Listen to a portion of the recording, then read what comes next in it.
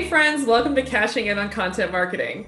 I'm Amanda Milligan, the marketing director at Fractal, and every week on the show, I interview marketing experts about the ways to know the value of your work and get buy-in for your strategies. This week, we're exploring how cognitive biases can impact the way you communicate, and I am so excited to be joined by Gini Dietrich, the founder of Spin Sucks. She's a PR master, and I am so excited to hear her insights. Welcome to the show, Gini. You're so funny. Well, it's my pleasure. I'm very, very happy to be here. Although we've had this on the calendar for a really long time. I know. I tend to book just like far out because I do this I book far out in advance because every week I do a little bit for the podcast, like for each episode, sure. You know? And it makes sense. Yeah. Gets out of control sometimes if I book them all at once. So let's start from the very beginning. What is a cognitive bias? Like what are we talking about here today? You're so funny. I thought we were going to go like history. Where were you born? Right. Well, I don't think you can get away with this anymore, but at the beginning of The Jerk, if you've ever seen that with Steve Martin, he's like, I was born a poor black child. I don't think we can get away with that anymore, but it's pretty funny.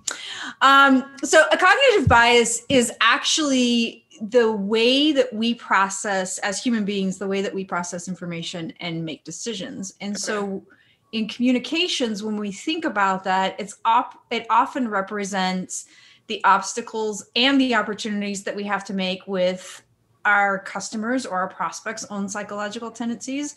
So our cognitive biases help us address 4 problems: too much information, which we all deal with every day, not enough meaning, needing to act fast, or what we should remember and discard. And I think that when we think about our cognitive biases, especially from a content and communications perspective, we have to think about what is our perspective and is it affecting the way that we're communicating our messaging?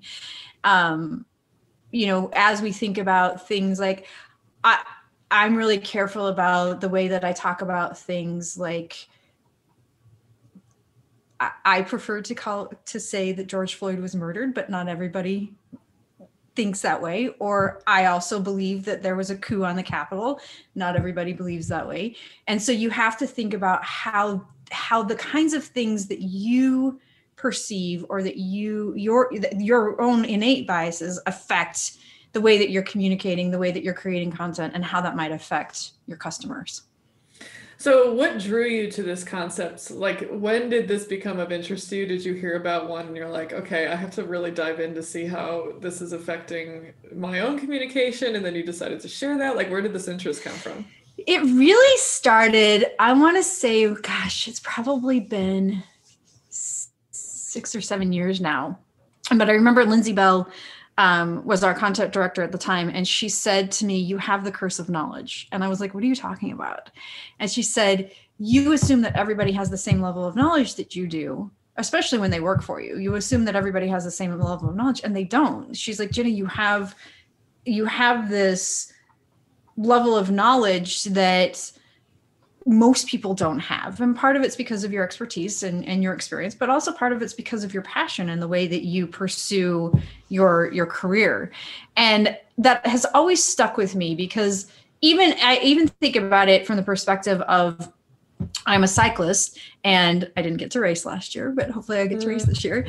But because of the pandemic, everybody bought a Peloton, right? The whole world's got a Peloton now. Right. And so I've had many friends come to me and say, I'm doing these rides, but I don't really understand what they're talking about. I understand what this training is. Can you explain it to me?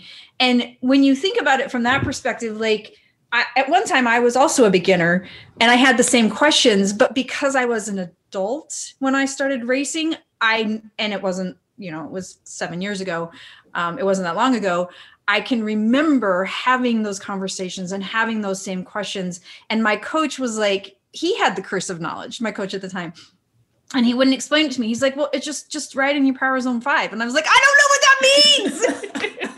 And so it's been interesting to think about it just from that perspective of watching all of these people start to ride the Peloton and trying to understand the cycling terminology where, if you're a coach, you understand it and you have the cursive knowledge. Same thing in our jobs. Like, you're really involved in your business, but not everybody will understand your terminology. I remember working with GE, and they actually have a dictionary of the words and the acronyms that they use, because they have such a strange vocabulary that isn't known to the rest of the world, that they give a dictionary to new people and to their agencies, cursive knowledge. So when you think about it from that perspective and you start to go, okay, how is what I know affecting that? And how is the way that the things that I believe affecting my communications? It starts to all come together. Yeah, that makes a lot of sense. Cursive knowledge, I think, is so common in marketing. I mean, we had common. Somebody joined the team, my colleague Shantae, a couple months ago, and I'm saying all this jargon that we use internally and like all these things. She's like, "What is this? What acronym?" are you talking about? No, you're totally right. Like, of course, the people wouldn't know what this is because right. It's like, yes, it can get out of control in marketing.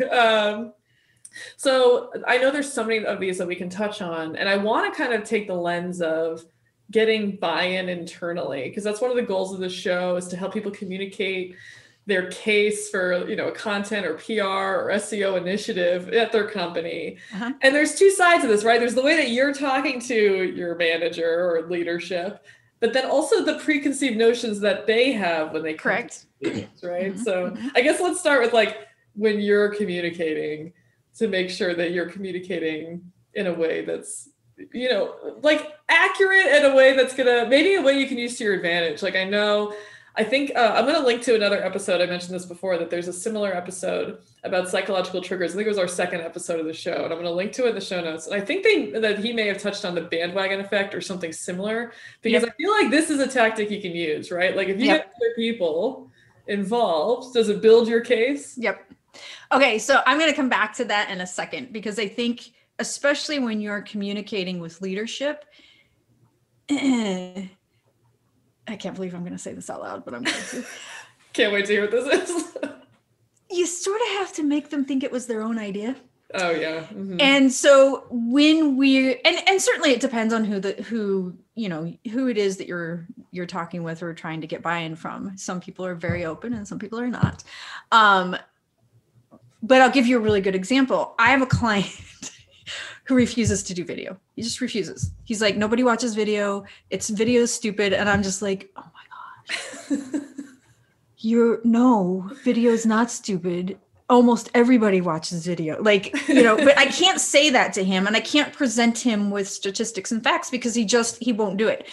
So we have started to do, I've had other team members, which comes into the bandwagon effect. I've had other team members start to do video. And in the last probably 2 weeks, and this has been a year and a half, by the way, in the last 2 or 3 weeks, he's been like, so do you think I should do some video? And I'm like, oh my gosh, wow, yes.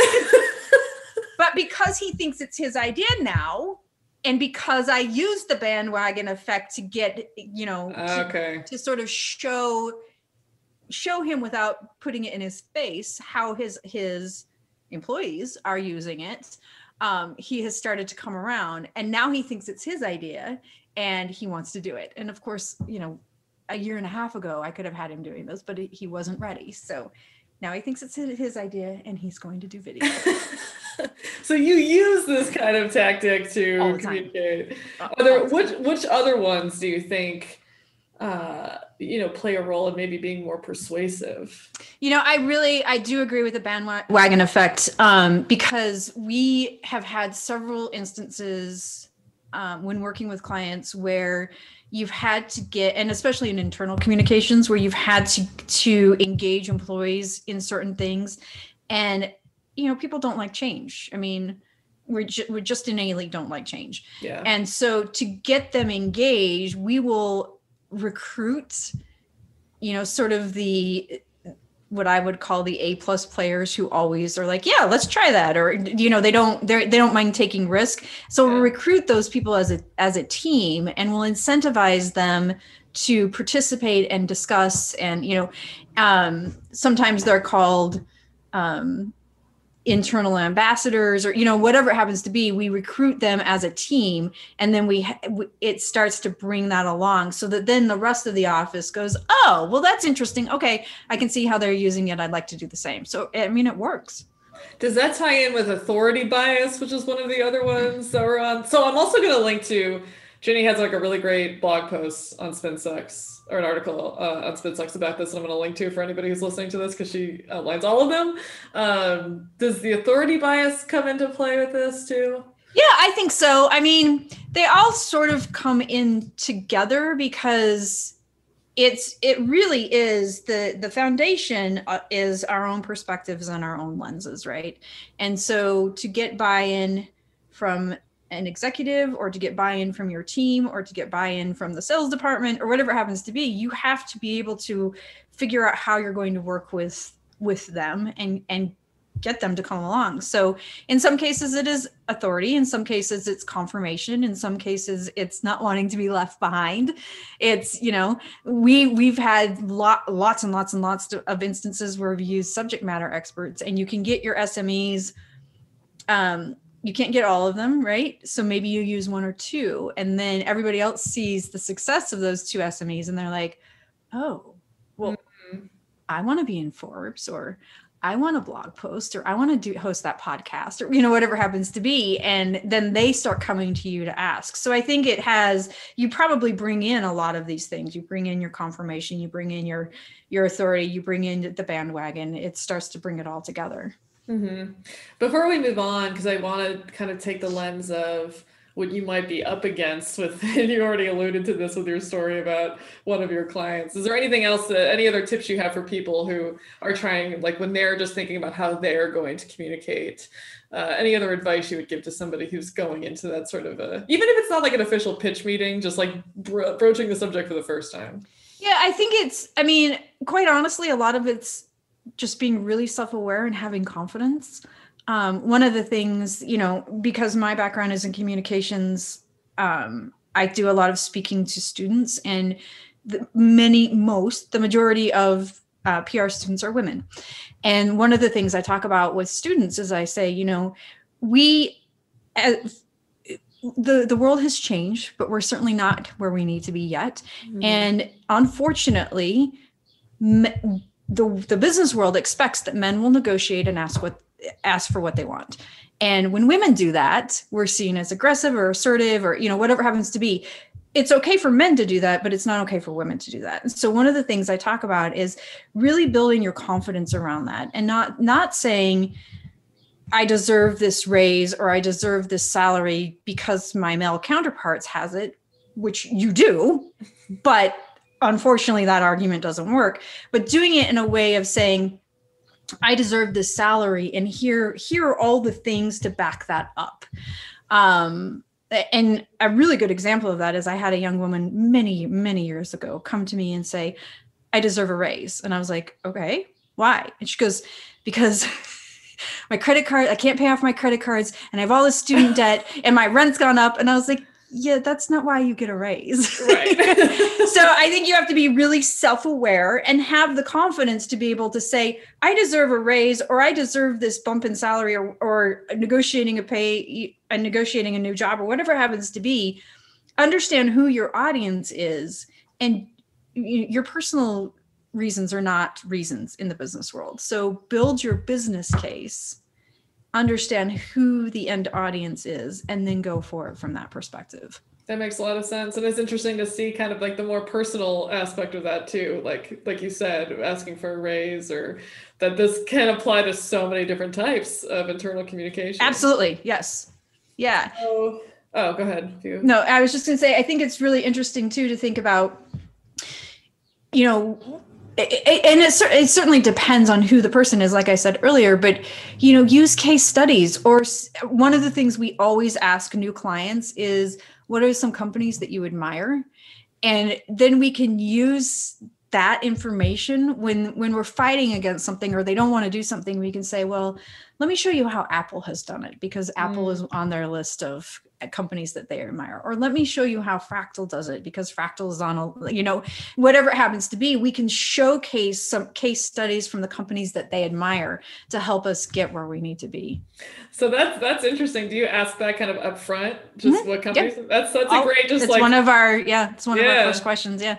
That's a great thing that anybody who's listening can just start doing immediately. I think it's on our input form. Like, that's one of the things you have to fill out. Oh, that's awesome. Yeah. I think we do a similar thing, not quite that, where we ask like what their dream publications are. Like, yeah, absolutely. Yeah. Yes. Yeah. Yeah, we ask that too, because then you kind of know, is this ego driven, or is it, do I want the New York Times? Do they want the New York Times? Because everybody wants the New York Times. And I'm always like, why? And usually it's because they golf with somebody who was in the New York Times, and the guy is out there on the golf course bragging about it. And so the CEO is like, well, I want to be in the New York Times. And I'm like, okay, great. But what does it do for business? It lets you brag on the golf course, but does it help business wise? And then they go, oh, well, I don't know. So then they go back to the golf course and they're like, so how much money did you make from that New York Times article? I love that one. That's amazing. Following up with that question. Right. So let's pivot to when you encounter these types of biases, which can get very frustrating when you're trying to build a case and you kind of know that the person who's rejecting it has some sort of like false preconceived notion, or at least a biased one. Sure. Yep. And I imagine some of these might be, you talked already about kind of like using the bandwagon effect, and if they see other people doing, which could go in the opposite direction, right? Like they could see other people doing the same thing and it's not a good fit for what you're trying to do as a company, even though right. Everyone else is doing it. Right. So I guess just in a general sense, like what advice do you give to somebody who's kind of running up against that? It seemed like in the example you gave, it was to use these other strategies to, break through those barriers. But yeah, what tips do you have for people who are like, I don't know how to get through to this person because they are dealing with like confirmation bias or something, where they're seeing, and you can talk about confirmation bias as an example, but I know it's a big question, but I can imagine a lot of people are running into this. Yeah, I would imagine too. And I think it has, I think it depends, which is a crappy answer, but it depends on the person, right? Like with many of our clients, we can see, okay, we're going to run up against a wall with this. And I mean, like the client I mentioned earlier, is it incredibly important that we use video a year and a half ago? Probably not. I mean, would it be nice? Yeah. And it certainly would be more engaging and we'd be a little bit further ahead, but it's not critical. So from that perspective, we just kept pounding away at it, until 3 weeks ago, he's like, do you think I should do video? I literally was on the phone and I was talking to him. He's like, do you think we should do video? And I dropped my phone. I was like, I don't know what to say. Yes, I think we should do video. But if it's, and another example of that is we have many clients or prospects who will say, well, how do you measure results? Because we really want to know about media impressions and advertising equivalencies. And we don't know. We do not measure that way. I will not measure that way. Absolutely positively will not know. So in those instances, I will say, well, we tend to measure things that actually result in revenue for your business. But if you'd like us to show media impressions and advertising equivalencies and Twitter followers and fans and blah, blah, blah, then we'll do that. So we do that and we present that, which I hate, but we do it. And we also bring in the other stuff. And eventually what happens is they'll say, yeah, I don't need to know about my Twitter fans and followers anymore. And you're like, yes. But there are instances where you'll have to do what their preconceived notions are telling them they need to have, and bring in the other stuff as you're doing it to showcase that it's really not needed or it's not necessary. That's interesting. I'm glad it's always so helpful to hear actual examples of people in these situations. Oh, it drives me crazy. Because I used an example, I think in another episode, because of one of my jobs. My boss had seen a segment on the news that morning about Pinterest. And he came to me and was like, should we start a Pinterest? And I was like, we haven't even gotten any of these other social channels off the ground yet. Pinterest makes the absolute least sense for this company. But because he had just seen it for a 10-minute segment that Pinterest is popular, that's all, which is so frustrating. Like you said, like you could have made a suggestion as an expert and it just goes in one ear and out the other, but they hear it somewhere else. Well, and that's a really good point too, because there have been many situations where the executive won't listen to the marketing director. And so if you bring in an outside expert who says the same thing. So a lot of my friends will say, hey, would you mind having a conversation with my CEO for half an hour?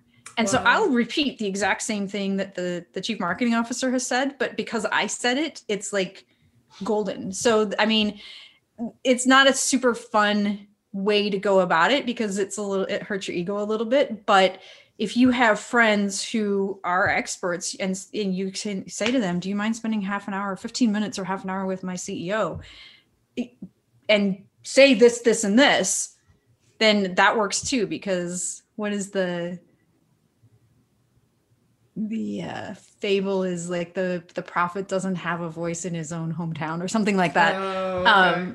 So even though you're saying the exact same thing because an outside expert said it, right? Like I'm glad you said that, because that definitely happens with prospective clients that we get where they're like, I try to tell my boss that we need this, but can you do it, as well? Right. And make the same case, which makes sense, you want to have people believe you by yourself, but to have like a whole other entity kind of come in and emphasize the same thing can certainly be really helpful. Yeah, it is, unfortunately. I mean, that's just human nature. That's how people are. Anything else? Because we're already nearing the end, which I'm shocked about. Oh my gosh, holy cow. I'm like, it's been like 25. Are there any other specific biases or fallacies that you think are important for marketers, communicators to understand? Anything that I've missed, basically, that you think is important to... We talked about cursive knowledge. We talked about framing. We talked about authority. We talked about the bandwagon effect. Actually, that note, I would, if you have not read The Tipping Point, which is an older book, but it still makes sense, I would add that to your list and it's a really easy read, because it will help you think through the whole bandwagon effect and getting people involved. Awesome. Although I did put this in the blog post, but I will tell this. There's the availability cascade, which is when people believe certain wives' tales are alternative facts, right? And when I got married, don't ever eat peanut butter at my house. Okay, I'm just going to tell you that, because I eat it out of the jar, because it's protein that I can get really fast to my muscles when I'm riding.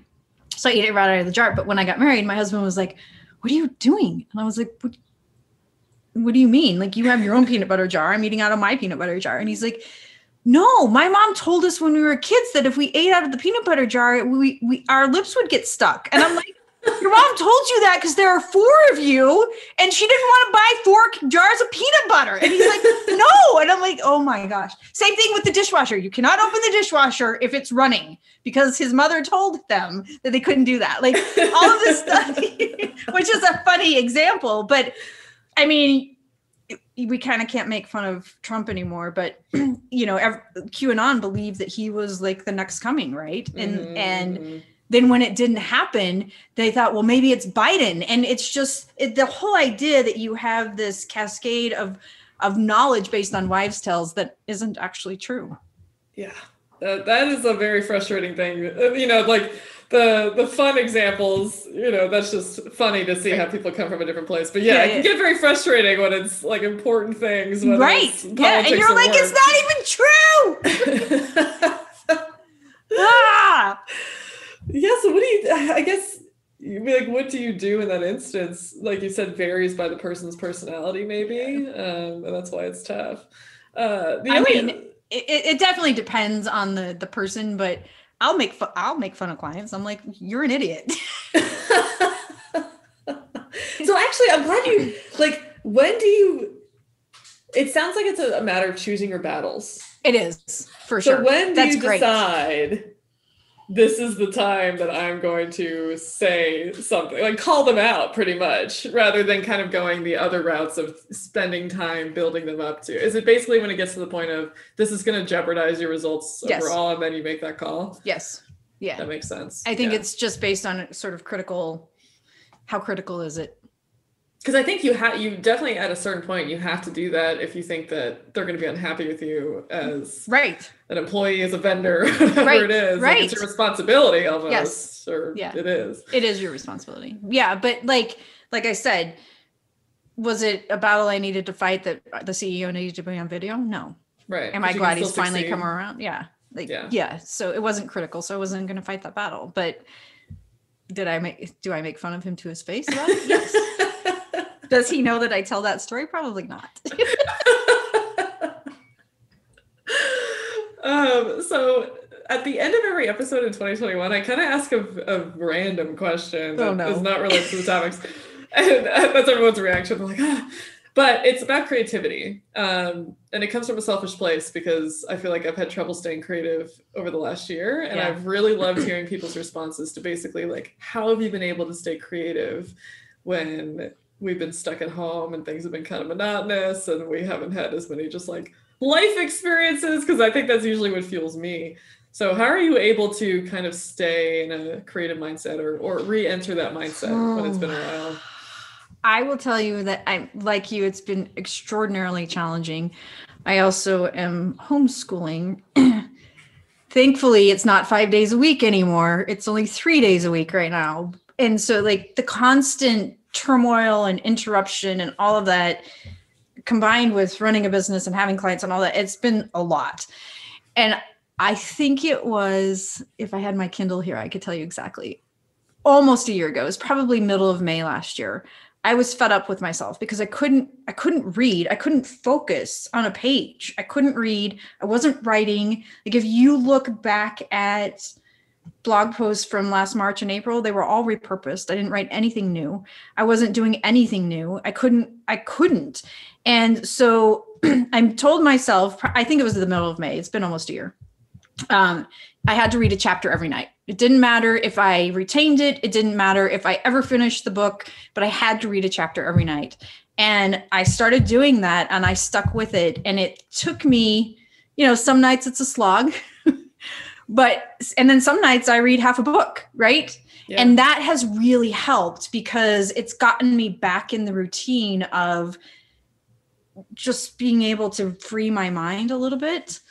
And the other thing is, I wasn't, because I didn't race last year. I didn't train. I rode my bike, but I didn't train. And I started training again in December. And that has really helped too, because you don't have anything else to do except think because you're on the bike forever. So, go for a walk in the middle of the day or do the laundry or, just get away from your desk. I think those things help immensely.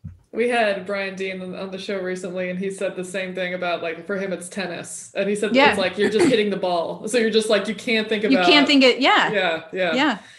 And the first part, I think some of the best advice I'd ever heard, I don't even remember what podcast I was listening to, but it was very similar, where it basically said, like, if you want to start a habit or do something, you take the tiniest iteration of that habit. Yep. So like, even if it was like opening a book, right? Yeah. Like that's all. Right.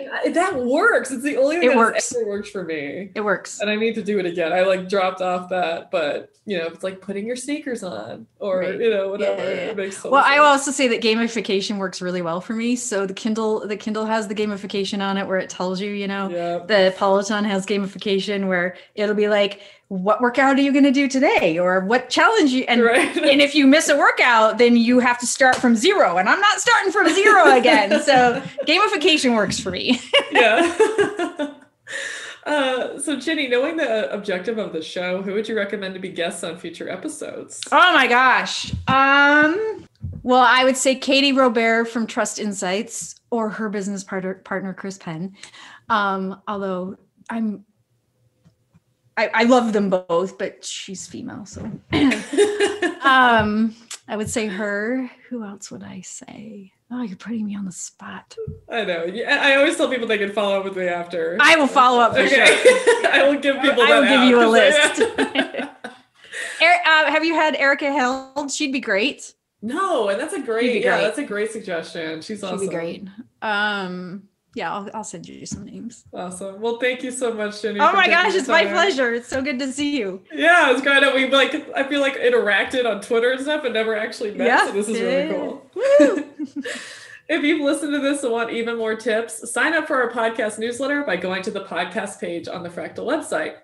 And if you've learned anything from this show, we'd love it if you'd subscribe on your favorite podcast platform and leave a review. Finally, if you have feedback, suggestions, ideas, travel tips, since that might be a thing soon, or anything you'd like to share with me, shoot me an email at amanda@frac.tl. I am a shameless extrovert who would really love to hear from you. I mean that sincerely. Thank you to Sean Kelly for podcast music and editing, and to Joao Pereira for logo design. And thank you, dear listener. We hope you'll join us next time.